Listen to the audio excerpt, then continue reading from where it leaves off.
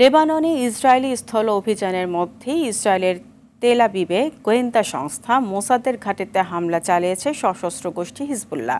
দেশটির গণমাধ্যম জানায় ইসরায়েলে চালানো হিজবুল্লাহর সবচেয়ে বড় হামলা এটি। এদিকে লেবাননের দক্ষিণ সীমান্তে প্রবল প্রতিরোধের মুখে পড়েছে ইসরায়েল। হিজবুল্লাহর গুলি ও কামানে পিছু হটতে বাধ্য হয়েছে ইসরায়েলের 4টি সেনা ইউনিট। এদিকে ইসরায়েলের ব্যালিস্টিক ক্ষেপণাস্ত্র হামলা চালানোর প্রস্তুতি নিচ্ছে ইরান। যে কোনো সময় এই হামলা চালানো হতে পারে বলে সতর্ক করেছে হোয়াইট হাউস।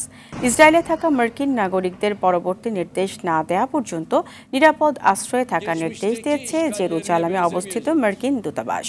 ইসরায়েলের স্থল অভিযানের নিন্দা জানিয়ে অবিলম্বে আক্রমণ বন্ধ করার আহ্বান জানিয়েছে তুরস্ক।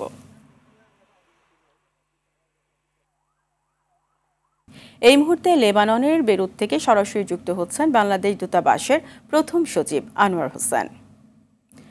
মিস্টার আনোয়ার হোসেন, ইসরায়েলের স্থল অভিযানে কি অবস্থা তৈরি হয়েছে, এছাড়া এই অবস্থায় প্রবাসী বাংলাদেশিদের নিরাপত্তায় কি ব্যবস্থা নেওয়া হয়েছে জানাবেন। ধন্যবাদ আপনাকে। আমরা সকলেই জানি এবং আপনারা বিভিন্ন প্রচার মাধ্যমে ইতিমধ্যে জেনেছেন, ইসরায়েল লেবানন সীমান্তবর্তী দক্ষিণাঞ্চল সেই অঞ্চলেই মূলত এই যুদ্ধটা বেশি চলছে। সেখানে আমাদের অনেক বাংলাদেশি প্রবাসী কাজ করতেন। বিশেষ করে সেই অঞ্চলগুলোতে তুলনামূলকভাবে এগ্রিকালচারাল ফার্ম বেশি ছিল, কিছু কলকারখানা ছিল, কোম্পানি ছিল, যেখানে আমাদের প্রবাসী বাংলাদেশিরা কাজ করতেন। যুদ্ধ যখন ভয়াবহ পরিস্থিতি আকার ধারণ করে, আমরা আগে থেকেই তাদেরকে সতর্ক করেছিলাম সেই সব জায়গাগুলো থেকে নিরাপদ স্থানে চলে আসার বিষয়ে। আরেকটি বিষয় ছিল বৈরুতের দাহিয়ে অঞ্চল, যেখানে মূলত শিয়া অধ্যুষিত অঞ্চল এবং যেখানে হিজবুল্লাহর নিয়ন্ত্রিত এলাকা হিসেবে বলা হয়ে থাকে এবং আক্রান্ত হয়েছেন যেখানে হাসান নাসরুল্লাহ হিজবুল্লাহর প্রধান।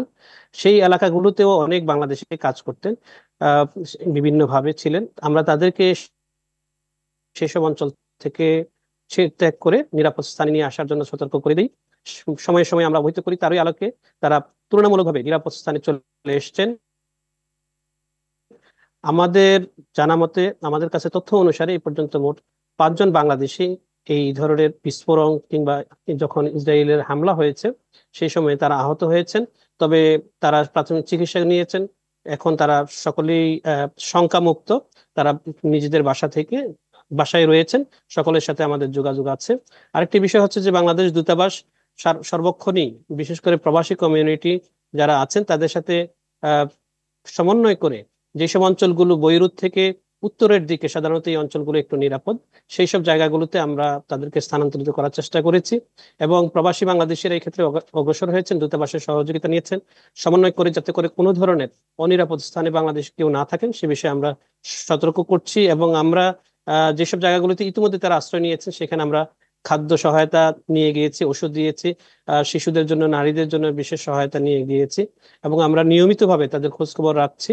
দূতাবাসের পক্ষ থেকে হটলাইন খোলা হয়েছে এবং বিভিন্ন সামাজিক যোগাযোগ মাধ্যমে সার্বক্ষণিক তাদের সাথে খোঁজ খবর রাখা হচ্ছে। তুলনামূলকভাবে আমাদের বাংলাদেশিরা এখন পর্যন্ত নিরাপদ স্থানে রয়েছেন। এখনো যদি কেউ অনিরাপদ অবস্থায় থেকে থাকেন, আমরা যখনই খবর পাচ্ছি সাথে সাথে তাদেরকে নিরাপদ স্থানে নেওয়ার ব্যবস্থা গ্রহণ করছি। জি, আপনাকে অসংখ্য ধন্যবাদ।